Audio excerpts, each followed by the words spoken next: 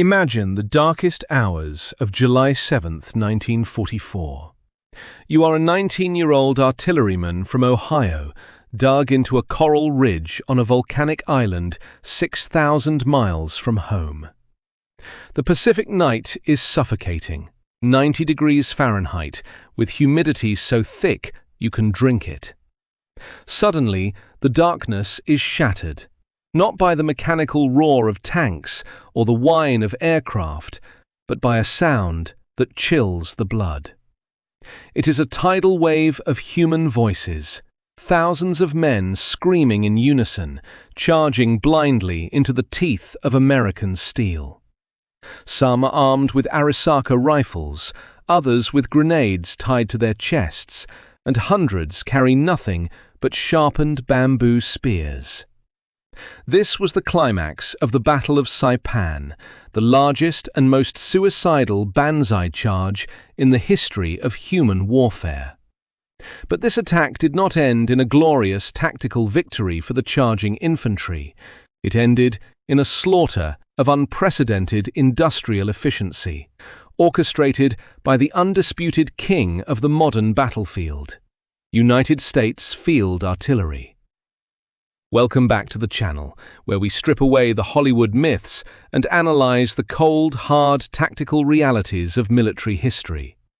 If you are new here, hit that subscribe button, ring the bell, and drop a comment down below, letting us know which American artillery piece you think had the biggest impact in the Pacific theater.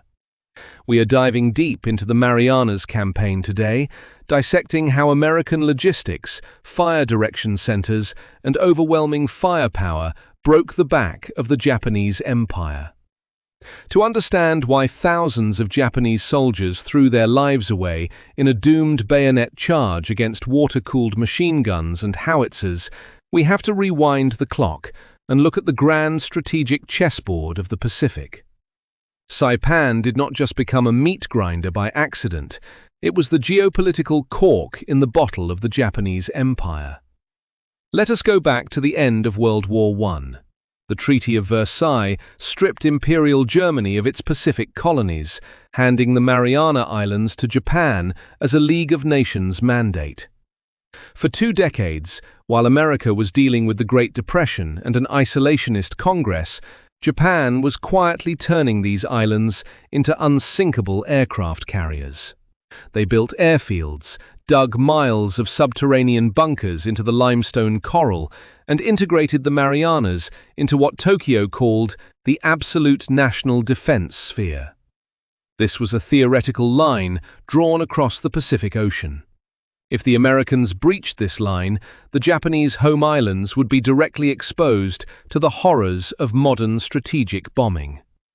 By early 1944, the United States military had a new weapon that terrified the Japanese High Command, the Boeing B-29 Superfortress. We need to talk about this aircraft to understand the blood spilled on Saipan. The B-29 was an absolute marvel of American industrial engineering, costing more to develop than the entire Manhattan Project. It had a wingspan of 141 feet, featured pressurized cabins, and was defended by remote-controlled machine gun turrets. But the most important statistic was its combat radius. The Superfortress could carry up to 20,000 pounds of bombs and hit targets over 1,500 miles away. Look at a map of the Pacific. If you draw a 1,500-mile circle around Tokyo, the southern edge of that circle lands exactly on the Mariana Islands, specifically Saipan, Tinian, and Guam. The United States Army Air Forces needed those islands to burn the Japanese war industry to the ground. The Japanese knew this. The Americans knew this. Saipan was not just another island-hopping skirmish. It was an existential battle for the survival of the Japanese homeland. This brings us to a critical question. When you know an enemy is coming with overwhelming industrial superiority, how do you defend a piece of rock that is only 14 miles long and 5 miles wide? Lieutenant General Yoshitsugu Saito, commander of the Japanese 43rd Division and the de facto commander of the island defense, faced a mathematical nightmare. He had roughly 31,000 troops under his command, including the 43rd Division, the 47th Independent Mixed Brigade, and several thousand Special Naval Landing Force personnel. These men were tough, hardened, and deeply indoctrinated in the Bushido Code, which viewed surrender as a moral failure worse than death. But spiritual superiority does not stop high-explosive fragmentation shells. Saito was a cavalry officer by trade, a man trained for a different era of warfare, now tasked with fighting a static defense against the most mechanized amphibious force in human history. His arsenal was woefully inadequate for the task. The primary Japanese infantry weapon was the Type 99 Arisaka, a 5-round bolt-action rifle that was reliable but offered a slow rate of fire compared to the American M1 Garand. For heavy support, Saito had a handful of Type 97 Chi-Ha medium tanks. To call these vehicles tanks in 1944 is almost a stretch. The Chi-Ha weighed a mere 15 tons, possessed armor that was barely an inch thick at its strongest point, and was armed with a low-velocity 57mm gun designed for infantry support, not anti-armor combat. Against an American M4 Sherman tank, the Chi-Ha was little more than a rolling coffin. Furthermore, Japanese logistics were already collapsing. American submarines had decimated the Japanese merchant fleet, meaning Saito was desperately short on construction materials, barbed wire, concrete, and most importantly, heavy artillery and the ammunition to feed it. He was ordered to defend at the waterline, a doctrine that called for destroying the enemy on the beaches before they could establish a foothold. Contrasting this starving, isolated garrison was the terrifying logistical and firepower behemoth of the United States 5 Amphibious Corps, commanded by Marine Lieutenant General Holland Howlin "Mad" Smith. Smith was a pioneer of amphibious warfare, a man who had spent the interwar years writing the manuals on how to assault fortified beaches. His force for the Marianas Campaign was staggering, consisting of the 2nd Marine Division, the 4th Marine Division, and the Army's 27th Infantry Division, a New York National Guard unit. In total, the Americans were bringing over 71,000 assault troops to a tiny spit of land. But the real story, the factor that would ultimately crush the Japanese spirit and their bodies, was the American artillery and naval gunfire apparatus. We have to look closely at the American industrial capacity to understand the impending slaughter. The United States did not just bring men to Saipan, they brought a mechanized system of destruction. The backbone of the Marine and Army field artillery was the 105mm M2A1 howitzer. This weapon was a masterpiece of rugged, reliable engineering. It fired a 33-pound high-explosive shell out to a maximum range of over 7 miles. A well-trained crew could send 4 to 5 rounds downrange per minute. When that shell detonated, it cast a lethal fragmentation radius of roughly 30 yards, shredding anything not encased in reinforced concrete or steel.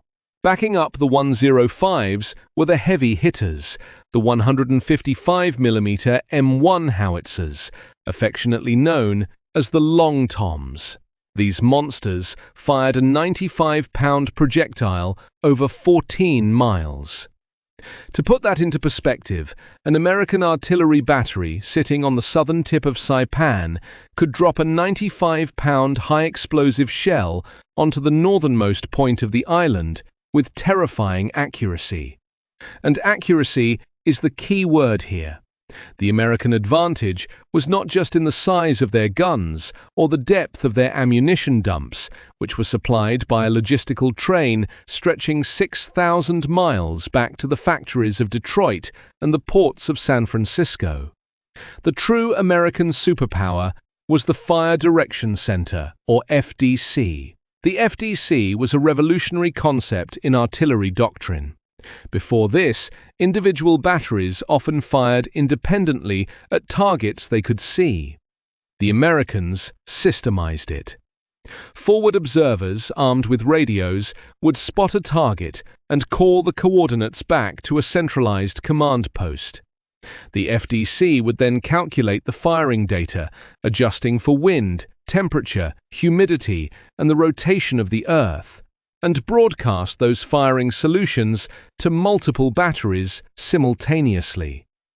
This allowed the Americans to execute a tactic known as time on target. Imagine you are a Japanese platoon moving through a sugarcane field. Suddenly, without warning, the shells from 3 different artillery battalions, positioned miles apart, arrive at your exact location at the exact same millisecond. There is no time to dive into a trench. There is no warning whistle. There is just instantaneous obliteration. We can compare this level of coordinated artillery slaughter to the Union gunners on Cemetery Ridge during Pickett's charge at Gettysburg, where massed cannons tore through densely packed infantry. But on Saipan, the range, the explosive yield, and the speed of communication were magnified 1,000 times over by 20th century technology. Alternatively, you could look at the Somme in World War I, where millions of shells were fired in week-long bombardments. The difference on Saipan was mobility and precision.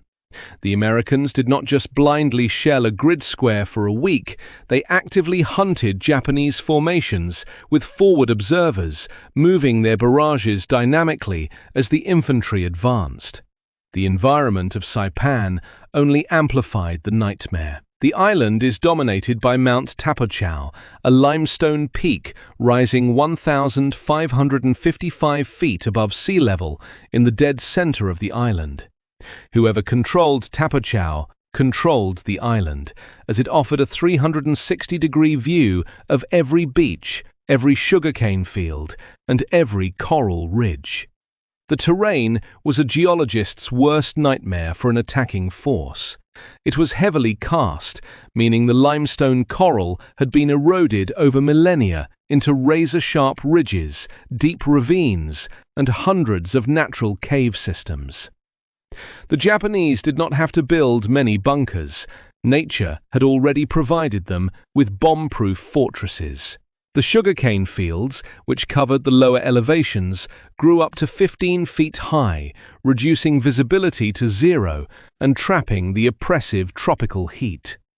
Fighting in those fields was like fighting inside a blast furnace, while blindfolded. The clash of doctrines was inevitable. You had an American force that believed in the expenditure of metal to save American blood, backed by an industrial base that could produce an endless stream of artillery shells, white phosphorus, and high explosives. On the other side, you had a Japanese force that, lacking the industrial means to match the firepower, relied on spiritual mobilization, night infiltration, and the belief that a warrior's aggressive spirit could overcome material disadvantage. It is a terrifying equation. When flesh and bone, no matter how brave or fanatical, meets a wall of proximity-fused artillery shells and interlocking fields of heavy machine gun fire, the outcome is dictated by physics, not courage. As the massive American invasion armada, Task Force 52, dropped anchor off the western coast of Saipan in the pre-dawn hours of June 15th, the sky was illuminated by the flashes of 16-inch guns from American fast battleships. The bombardment was designed to shatter the coastal defenses, but General Saito and his men were dug deep into the coral, waiting for the barrage to lift. The Higgins boats were loaded, the Marines were checking their weapons, and the stage was set for a grinding, brutal advance that would push the Japanese defenders out of their caves, up the slopes of Mount Tapachau, and eventually back them into a desperate corner at the northernmost edge of the island. The fuse of the Marianas campaign had been lit, and the resulting explosion would echo all the way to Tokyo. When the naval bombardment lifted on the morning of June 15, 1944, a deafening silence hung over the Philippine Sea for just a fraction of a second. Then the water churned as hundreds of landing vehicles tracked, commonly known as Amtraks, clawed their way toward the western beaches of Saipan. The Amtrak was a mechanical beast born of absolute necessity, and we need to understand its design to grasp how the Americans even got ashore. The standard Higgins boat, with its flat bottom and drop-down ramp, was useless here because Saipan was guarded by a barrier reef lying hundreds of yards offshore. A Higgins boat would run aground on that coral, leaving the infantry as sitting ducks. The LVT-4, however, was a 20-foot-long, 14-ton armoured tractor powered by a 250-horsepower radial engine. It featured aggressive, scooped tracks that allowed it to swim through the ocean and then literally grind its way over the jagged coral reef, carrying up to 30 fully equipped Marines directly onto the sand. But the Japanese were waiting. General Saito had employed a doctrine of pre-registered fire. His artillery officers had spent months mapping out every yard of the reef and the beaches, calculating the exact elevation and deflection needed for their 75mm mountain guns and 105mm howitzers. As the American Amtraks hit the reef, the Japanese gunners, safely hidden in reverse slope cave positions on the high ground, opened up. They did not need to see the targets. They just needed to fire on the mathematical coordinates they had already memorized. The result was a mechanical slaughter. Amtraks were blown to pieces, their tracks blown off, their hulls filled with shrapnel and seawater. Marines were forced to bail out into the chest-deep water, wading through a hail of Nambu machine gun fire and mortar shrapnel. How do you establish a beachhead when every square inch of sand is already zeroed in by enemy mortar teams sitting comfortably in bomb-proof caves? The answer is brutal, relentless infantry momentum, backed by overwhelming suppressive fire. The 2nd and 4th Marine Divisions fought their way off the beaches of Charankanoa, yard by bloody yard. Here the technological disparity in small arms became painfully evident. The Japanese infantryman was armed with the Type 99 Arisaka, a bolt-action rifle that was highly accurate but required the shooter to manually cycle the bolt after every single shot. The American Marine and Army infantrymen carried the M1 Garand. The Garand was a gas-operated semi-automatic rifle, firing the devastating 30 caliber or 30-06 cartridge.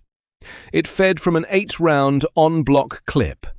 In a close-quarters firefight within the dense 15-foot-high sugarcane fields of Saipan, an American squad could lay down a volume of fire that a Japanese squad simply could not match. General George S. Patton famously called the Garand the greatest battle implement ever devised. And, in the claustrophobic jungles of the Marianas, its rate of fire was the difference between life and death. But rifles alone could not dig the Japanese out of the coral. The geography of Saipan was a natural fortress, honeycombed with thousands of limestone caves. The Japanese turned these caves into interlocking pillboxes, rolling heavy machine guns to the cave mouths to fire, and then pulling them back inside when American artillery spotted them. To break this stalemate, the Americans relied on the M2 flamethrower and the satchel charge. The M2 was a terrifying piece of equipment. It weighed 72 pounds fully loaded, making the operator a slow, highly visible target. It consisted of two main tanks holding a mixture of thickened gasoline, an early form of napalm, and a smaller tank of compressed nitrogen to propel the fuel. When the operator squeezed the trigger, a spark ignited the fuel, sending a rod of liquid fire up to 40 yards into the cave entrance. The tactical application was horrifyingly effective. Even if the flames did not directly touch the Japanese defenders deep inside the cave, the fire instantly consumed all the oxygen in the confined space, suffocating anyone who survived the initial blast. Once the flamethrower suppressed the cave mouth, combat engineers would rush forward and hurl 20-pound canvas satchel charges packed with C2 explosive, collapsing the entrance and sealing the defenders inside forever. This grueling yard-by-yard fight through the sugarcane and coral caves mirrored the brutal close-quarters nightmare of the Meuse-Argonne offensive in 1918. In both battles, American troops faced a deeply entrenched, fanatical enemy in terrain that neutralized their advantages in mobility. But on Saipan, the suffocating 90-degree heat, the humidity, and the tropical diseases added a layer of misery that the doughboys in France never experienced. American troops on Saipan suffered heavily from dengue fever, dysentery, and jungle rot, fighting a two-front war against the Japanese Empire and the microenvironment of the island itself. As the American forces pushed inland, the campaign bogged down in the center of the island, leading to one of the most controversial command decisions in American military history. The geography dictated a three-pronged advance. The 2nd Marine Division pushed up the western coast, the 4th Marine Division pushed up the eastern coast, and the Army's 27th Infantry Division was tasked with clearing the center, a jagged, heavily fortified ravine that became known as Death Valley, flanked by the towering Purple Heart Ridge. The Japanese defense here was masterful. They utilized reverse slope tactics, placing their guns on the backside of the hills so they could not be hit by American naval gunfire or direct artillery fire from the front. The Army troops, taking heavy casualties, moved methodically, relying on massive artillery barrages to clear every obstacle before advancing. This methodical pace infuriated the overall commander, Marine General Holland Smith. Marine Corps doctrine demanded relentless, high-speed amphibious momentum. The longer you stayed on the beach or bogged down in the center, the more vulnerable the fleet was to Japanese counterattacks. Army doctrine, however, favored careful flanking maneuvers and artillery preparation to preserve infantry lives. What happens when Marine Corps doctrine, which demands relentless forward momentum regardless of casualties, collides with Army doctrine, which dictates methodical, artillery-heavy maneuvers? The result was an explosive clash of egos. On June 24th, General Holland Smith took the unprecedented step of relieving the Army commander, Major General Ralph Smith, of his command. This sparked an inter-service rivalry that burned for decades. But on the ground in Death Valley, it changed nothing about the tactical reality. The infantry still had to bleed for every inch of coral. The command friction on Saipan closely resembled the toxic relationship between President Abraham Lincoln and General George McClellan during the American Civil War.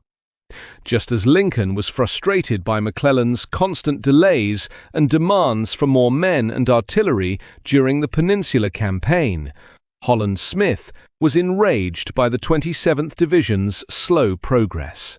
In both cases, the demand for aggressive, decisive action clashed violently with a commander's desire to meticulously prepare the battlefield. While the center was a meat grinder, the 2nd Marine Division was tasked with taking the ultimate high ground, Mount Tapachau. This was a logistical nightmare.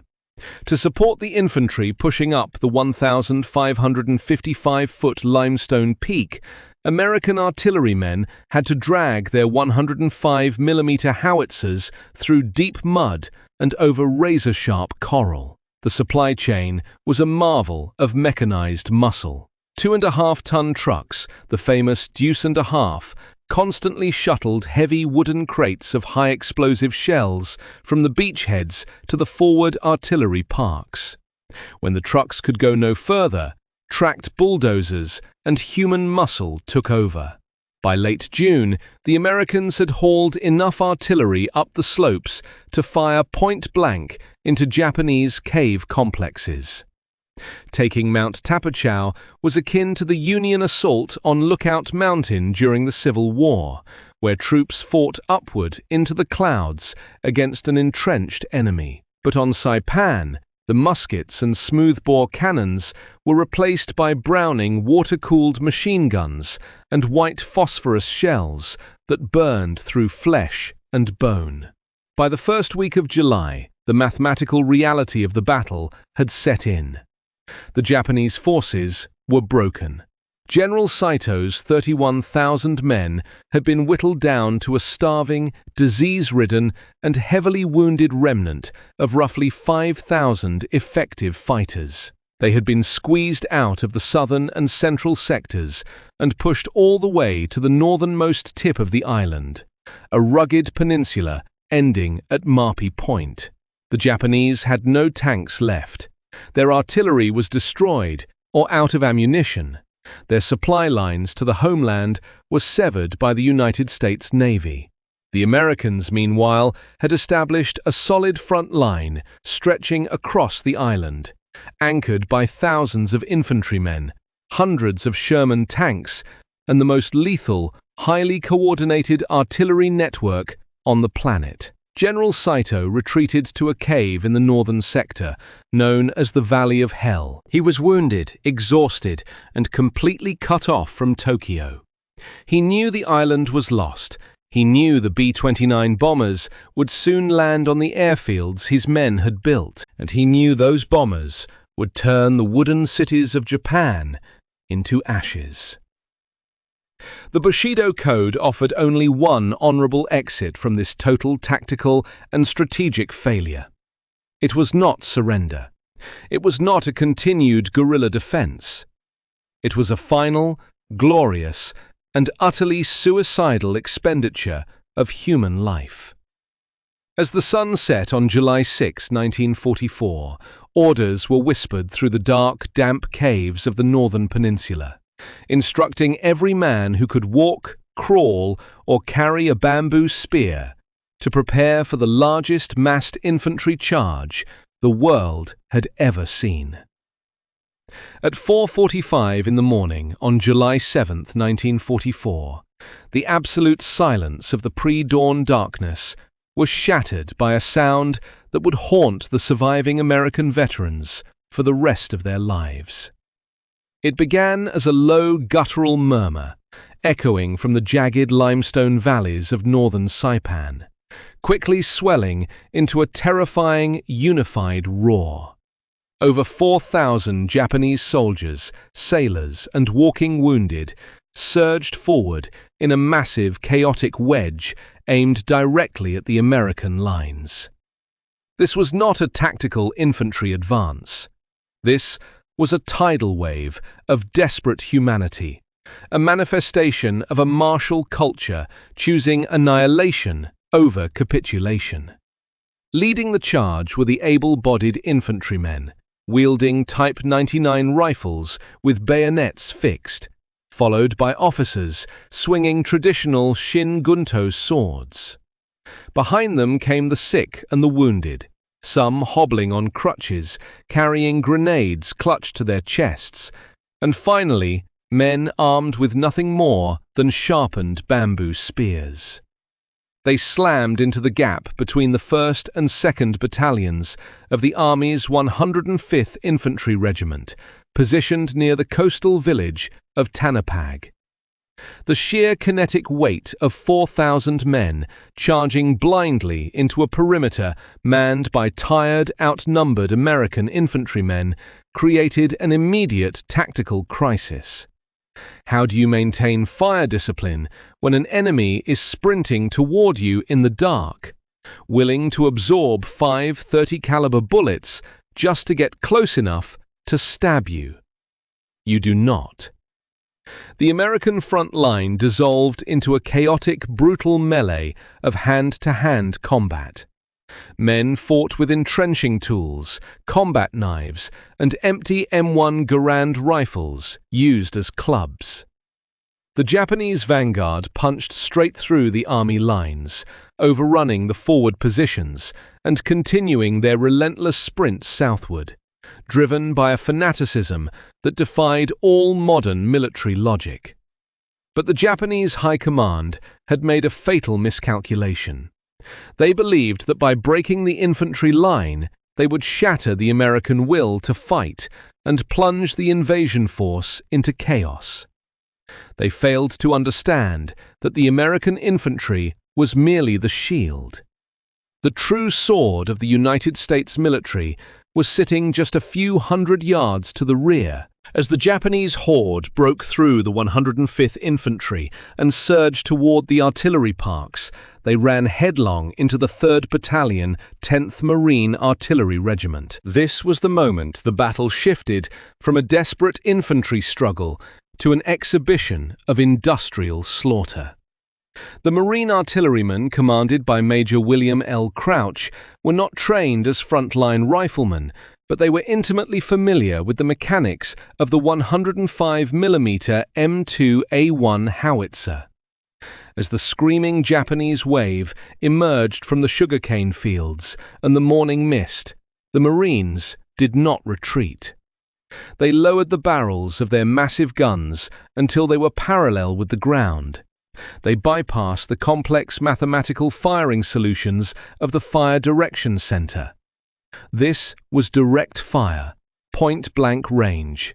The gunners began loading high-explosive shells, but they did not set the fuses to detonate on impact. They cut the fuses to a fraction of a second, a desperate technique known as muzzle bursting. When a gunner pulled the lanyard, the 105mm shell would leave the barrel and detonate almost immediately, essentially turning a field artillery piece into the world's largest, most lethal shotgun. The blast sent thousands of jagged steel fragments tearing through the densely packed Japanese ranks at supersonic speeds.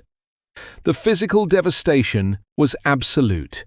A single muzzle-bursting shell could vaporize a dozen men in a microsecond, leaving nothing but a fine red mist and shredded uniforms.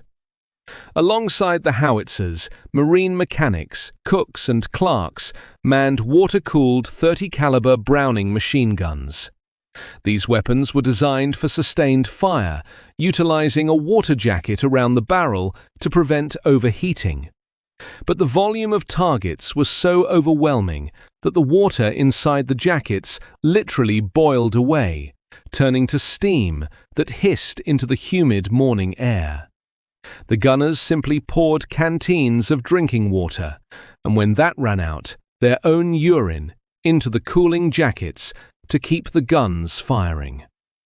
This horrific clash of flesh against mechanized firepower draws a stark historical parallel to the Battle of Little Bighorn in 1876. At Little Bighorn, General George Armstrong Custer's 7th Cavalry was annihilated by a numerically superior force of Lakota and Cheyenne warriors. Because Custer lacked heavy support, interlocking fields of fire, and a secure logistical base. On Saipan, the Americans faced a similar numerical disadvantage at the point of impact, but they possessed the ultimate equalizer. The 10th Marines did not rely on single-shot carbines. They relied on an unbroken logistical chain stretching all the way back to the manufacturing plants of Detroit and Chicago, delivering thousands of artillery shells and millions of rounds of machine gun ammunition directly to the firing line. The American industrial complex had ensured that the Marines would run out of targets long before they ran out of ammunition. By mid-afternoon, the largest Banzai charge in history had ground to a halt, drowning in its own blood. The battlefield was a scene of apocalyptic carnage. Over 4,300 Japanese bodies lay piled in front of the American artillery positions and machine gun nests, in some places stacked 3 or 4 deep. The stench of cordite, vaporized blood, and burning sugarcane hung heavy in the suffocating tropical heat.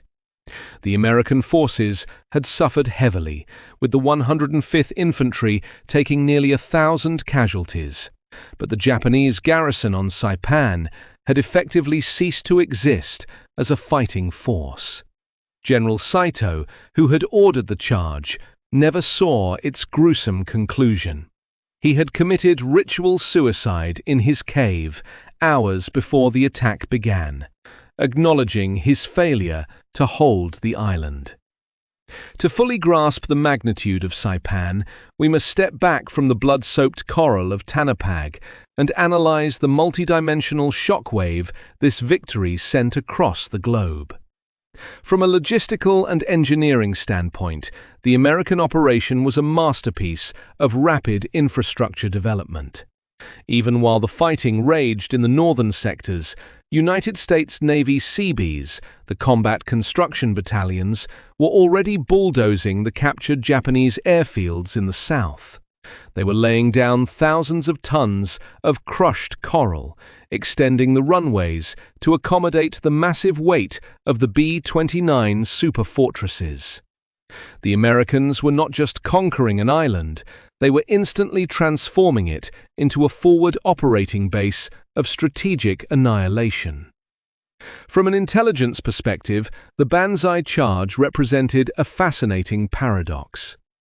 American military intelligence, relying on intercepted radio traffic and aerial reconnaissance, had failed to predict the exact timing and massive scale of the July 7th attack. The Japanese had maintained strict radio silence and moved their forces through the subterranean cave networks, achieving total tactical surprise. Yet, the American structural doctrine, which mandated that artillery batteries always maintain a robust perimeter defense and a massive stockpile of ready ammunition, completely negated the Japanese intelligence victory. The Americans did not need to know exactly when the enemy was coming, because their doctrine ensured they were always prepared to kill them in overwhelming numbers.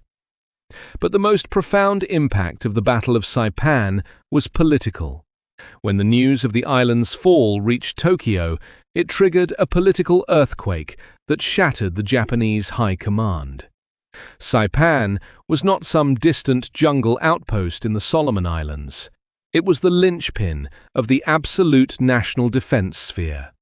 Its loss meant that the American strategic bomber fleet was now within 1,500 miles of Tokyo, Yokohama, and Nagoya. Prime Minister Hideki Tojo, the architect of the Pacific War and the man who authorized the attack on Pearl Harbor, faced a catastrophic loss of face. On July 18, 1944, just 9 days after the island was officially declared secure, Tojo and his entire cabinet resigned in disgrace. We can compare this political collapse to the aftermath of the Tet Offensive during the Vietnam War in 1968. While the Tet Offensive was a massive tactical defeat for the Viet Cong and the North Vietnamese army, the sheer scale of the attack completely shattered the American public's political will to continue the war, ultimately leading to President Lyndon B. Johnson's decision not to seek re-election. For Japan, the fall of Saipan was both a total tactical annihilation and a fatal political blow. It was the moment the Japanese leadership realized the war was irrevocably lost. The wooden cities of the home islands were now living on borrowed time, waiting for the inevitable arrival of American incendiary bombs. The Battle of Saipan concluded with one of the most tragic and horrifying spectacles of the war. In the final days, thousands of Japanese civilians, convinced by imperial propaganda that the advancing American Marines would torture and murder them, retreated to the northern cliffs of Marpi Point. Despite desperate pleas from American interpreters and Japanese prisoners broadcasting over loudspeakers, hundreds of men, women, and children threw themselves off the jagged cliffs onto the rocks below, or drowned themselves in the Philippine Sea. It was a chilling testament to the power of psychological indoctrination and a grim preview of the fanaticism the Americans would face on Iwo Jima and Okinawa. Ultimately, the American victory on Saipan was a triumph of the industrial artillery complex over the concept of spiritual mobilization. The Japanese military establishment had convinced itself that the purity of the warrior's spirit, the willingness to die for the emperor, could overcome the material superiority of the West. Saipan proved, with cold, mathematical brutality, that spirit cannot stop a proximity-fused artillery shell. Courage cannot deflect a .30 caliber machine gun bullet. The United States military did not just defeat the Japanese garrison on Saipan. They systematically dismantled it using a superior logistical network, real-time fire direction centers, and an overwhelming volume of high explosives. The Banzai charge of July 7th was not a glorious last stand. It was a tragic, futile collision between 19th-century military romanticism and the terrifying reality of 20th-century mechanized warfare. History teaches us that in modern combat, the side that can deliver the most high-explosive ordnance to a specific grid square in the shortest amount of time usually dictates the terms of the peace. The artillerymen on Saipan wrote that lesson in blood and steel, securing the runways that would eventually bring the Pacific War to its fiery conclusion. Which factor do you believe was the most critical in the American victory on Saipan? A. The overwhelming firepower and direct fire tactics of the Marine and Army artillery. B. The rapid logistical and engineering efforts of the Seabees in building the bomber bases. C. The complete technological superiority of American small arms, like the M1 Garand. Let us know your thoughts in the comments section down below.